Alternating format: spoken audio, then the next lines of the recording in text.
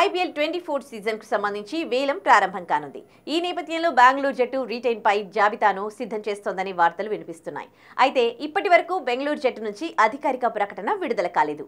జాతీయ మీడియా కథనాల ప్రకారం ఇద్దరు స్టార్ ఆటగాళ్లను బెంగళూరు విడుదల చేసే అవకాశం ఉందట.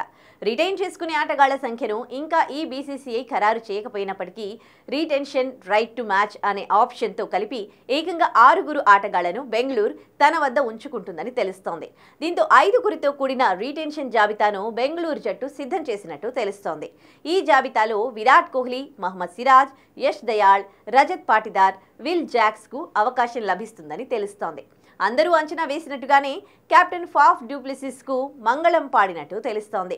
అతడు ఇటీవల ఐపీఎల్లో పెద్దగా రాణించలేదు. పైగా అతని వయసు 40 సంవత్సరాలకు చేరుకుంది.